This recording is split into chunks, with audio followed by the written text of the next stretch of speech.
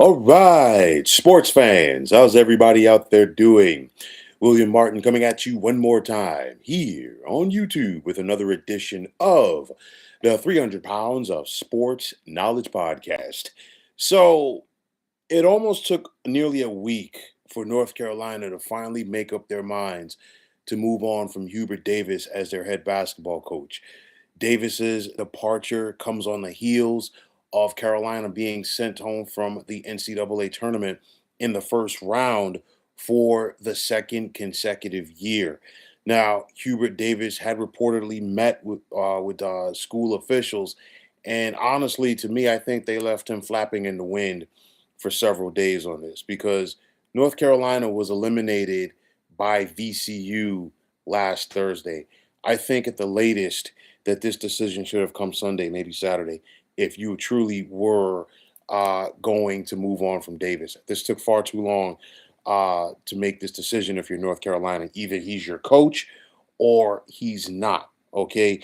Um, Clearly, this was a situation where Davis had lost support within some parts of the Carolina community, especially with some of the big boosters that contribute to this basketball program, and thus they felt that it was time uh, to move on. Now, going forward for North Carolina, because they clearly have to find a way to go forward, I would expect them to swing for the fences in order to go out there and find Davis's replacement.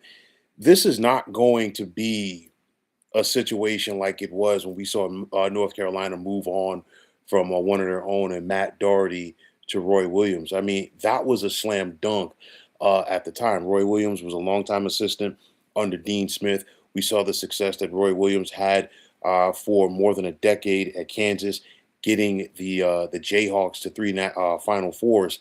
And it was one of those where, Roy Williams was ready to come home, especially the way that the situation had become for him at Kansas. It's not going to be one of those situations right here. North Carolina is probably going to go outside of their family, if you will. But nonetheless, I do expect them to swing for the fences.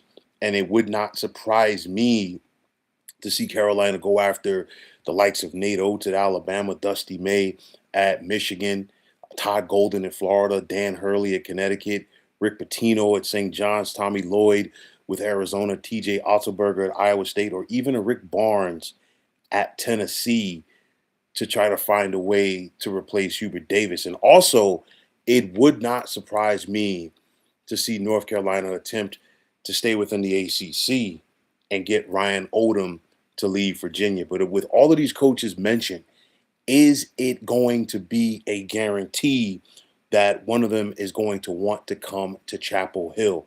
Now, clearly, North Carolina has no problem paying Hubert Davis to walk away. But on top of that, they're now going to have to pay somebody else's buyout as well as giving them a new contract.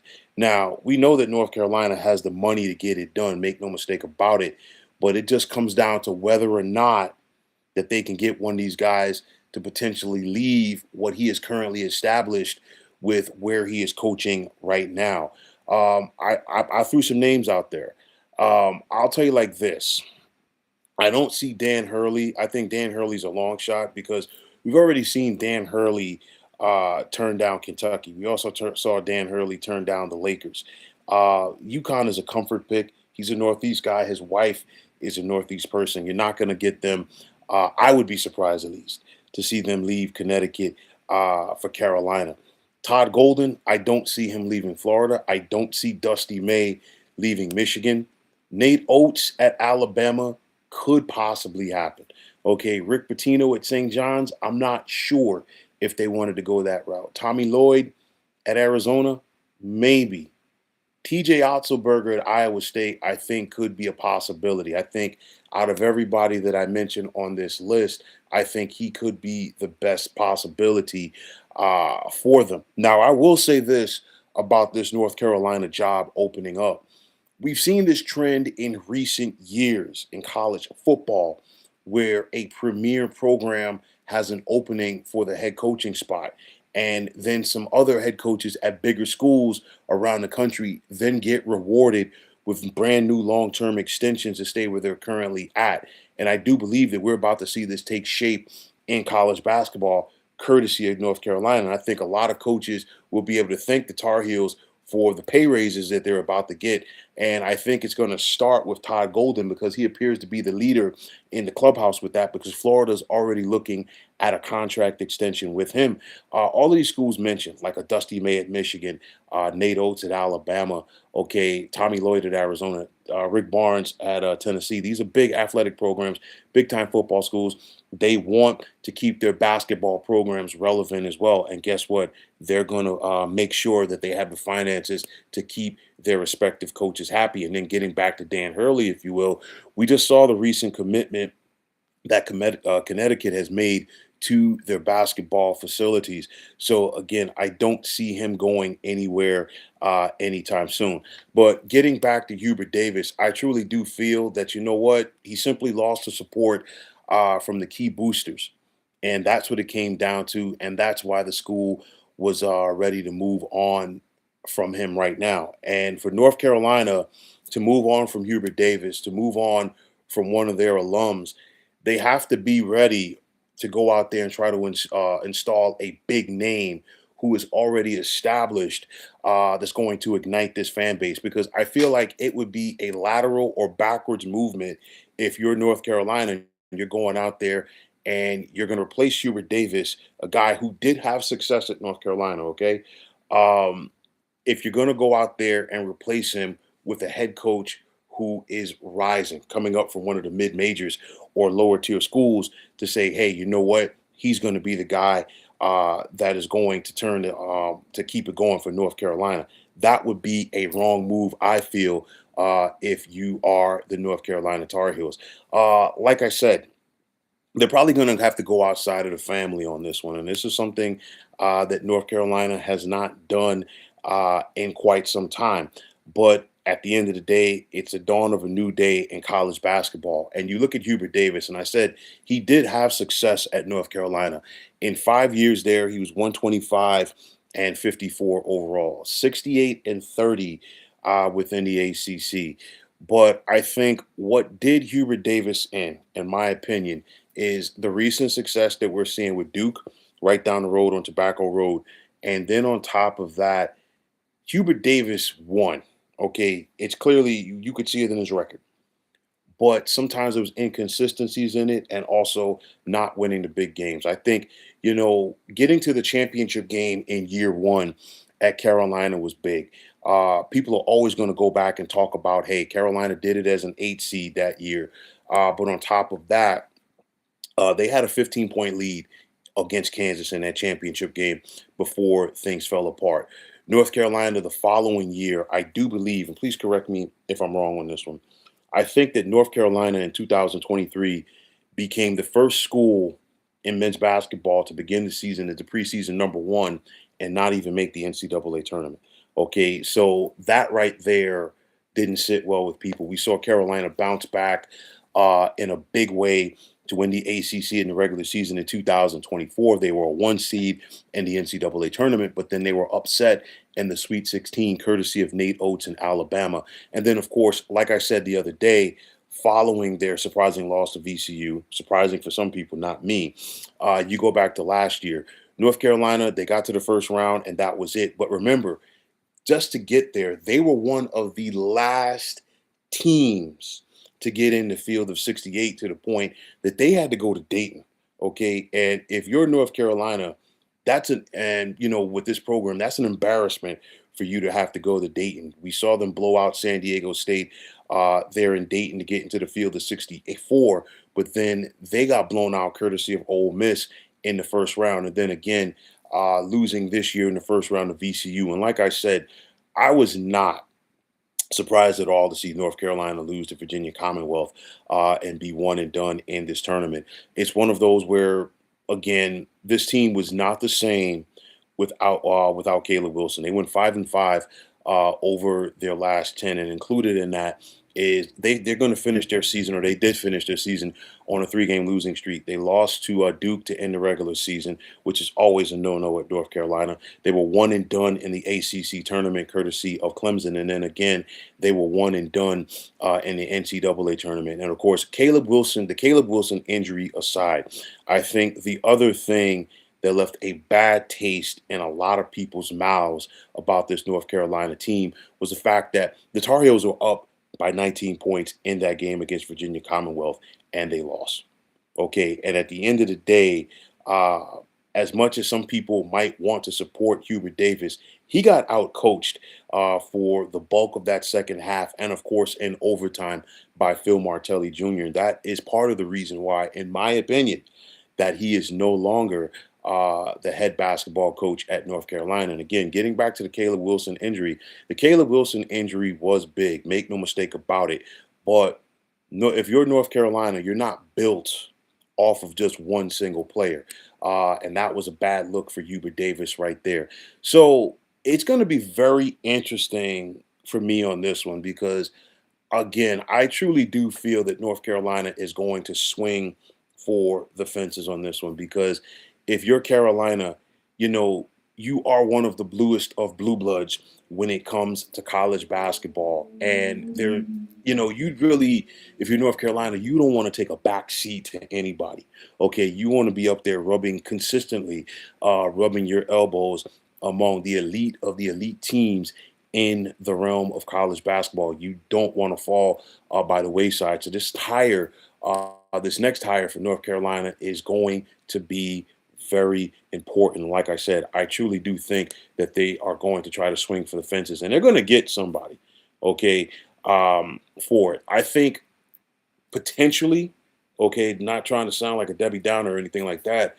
I think this has the potential to be somewhat like the Penn State coaching search after they fired James Franklin in football last year. I felt like, with that, Penn State felt like, they could just fire Franklin, move on, and they could get somebody just because they're Penn State. Like I said, I think some of these coaches that I listed are about to get big time extensions to stay where they're at because their schools don't want to see them go. I think what is going to possibly happen for North Carolina, they are probably going to have to settle for somebody as opposed to getting exactly who they want. So it's going to be interesting to see how this coaching search works. And of course, another thing for me, did the Duke factor, hurt Hubert Davis's employment at North Carolina? Absolutely. Because you think about it, and of course, this was a lifetime ago.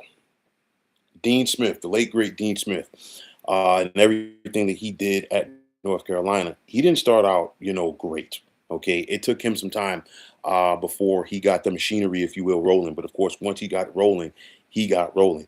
But again, you think about the success that Duke is having, not just on the court, but consistently getting, McDonald's All Americans, consistently getting, lottery picks for the NBA draft, the seamless transition, if you will, from Mike Krzyzewski to John Shire. And of course, things have not slowed down for the Blue Devils. And of course, North Carolina were able to beat Duke this season, but nonetheless, again, you want to be able to keep up with the Joneses. And I think it was somewhat of a panic move, but I also think it was somewhat of a frustration move for North Carolina. I felt initially, being that they were taking so much time on this, that I felt like, they were going to lean towards keeping Hubert Davis. But at the end of the day, they had to move on from Hubert Davis because it was one of those, the fact that it took this long and you kept them flapping out there in the wind,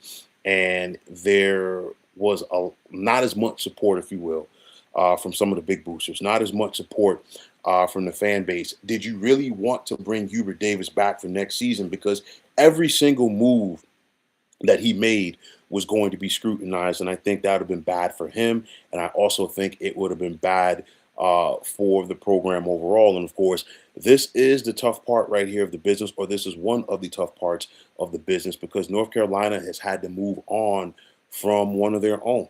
Okay, Hubert Davis played at North Carolina under Dean Smith. He was a part of a Final Four team in 1991. He's been an assistant coach under Roy Williams for many years. Hubert Davis, the bottom line is he bleeds Tar Heel blue. But at the end of the day, you know what? Sometimes you have to move on from your own. We've seen North Carolina do it in the past.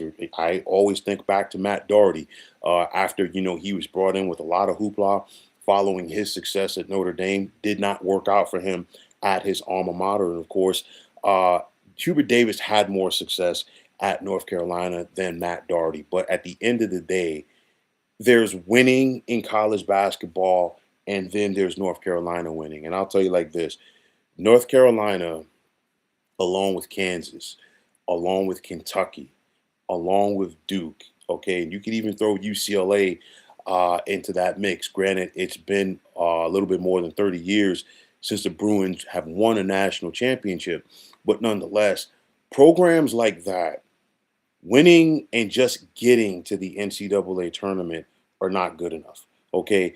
If you're Kentucky, if you're North Carolina, and you're getting to the NCAA tournament as an 8 seed or as a 7 seed or as a 6 seed, that raises eyebrows. A school like North Carolina, they're expected to consistently be a 1 seed, a 2 seed, maybe a 3 seed, but making deep runs into the NCAA tournament each year, getting to the regional finals, getting to the final fours, winning the national championship. It's not just about getting to the tournament. Hubert Davis knows that, okay, because he experienced it as a player and, of course, as an assistant there.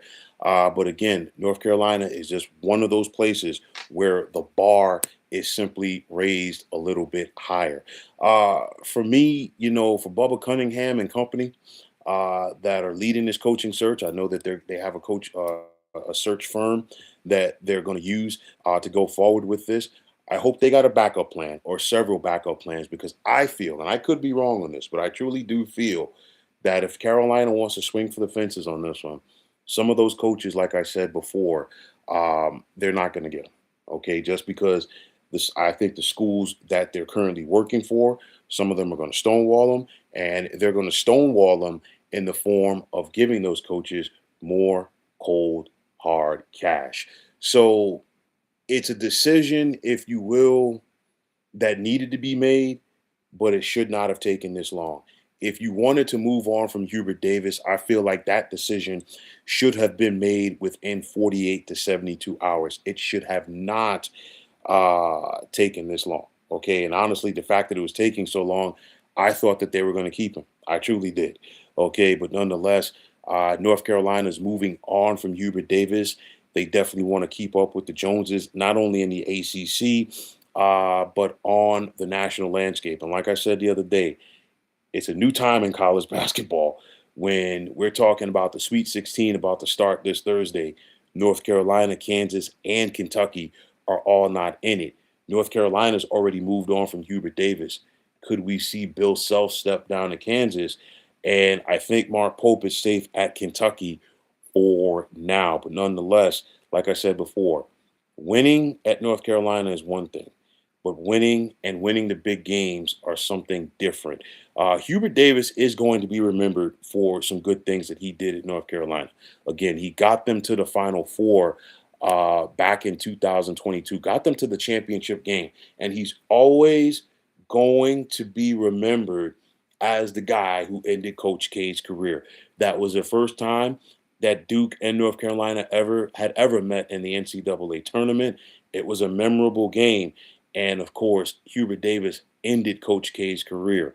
But he's also going to be remembered for following that up as the first team to begin the season, preseason #1, not make the NCAA tournament. He's also going to be remembered as the first North Carolina coach to go one and done in consecutive NCAA tournaments. And again, like I said before, there's winning and there's North Carolina winning. The standard at Chapel Hill is a little bit different, but nonetheless, the search begins to see who Hubert Davis's replacement is going to be at Carolina. Will the Tar Heels get who they want? Got to wait and see. But folks, that's going to wrap it up. And as always, I want to take this time out to thank each and every one of you for checking out the 300 Pounds of Sports Knowledge podcast here on YouTube. And as always, if you like what you heard and saw in this podcast, you know what to do, folks. Just hit that like button as well as subscribing to this channel. And like I always say, it's greatly appreciated. Also, if you are on the X, formerly known as Twitter, you can check me out anytime at 300 pounds of sports. And like I always say, if you give me that follow, it will be my pleasure to do the same in return. And that also goes for Instagram, where you can check me out at 300 pounds of sports knowledge. Also, if you're on Facebook, definitely be sure to check out the Sports Depot 365. And as far as I'm concerned, one of the better sports groups going on social media. But until next time, fine folks, my name is William Martin. I'm signing off, and I'm saying thanks once again for checking out the 300 Pounds of Sports Knowledge podcast here on YouTube. Be well, everybody.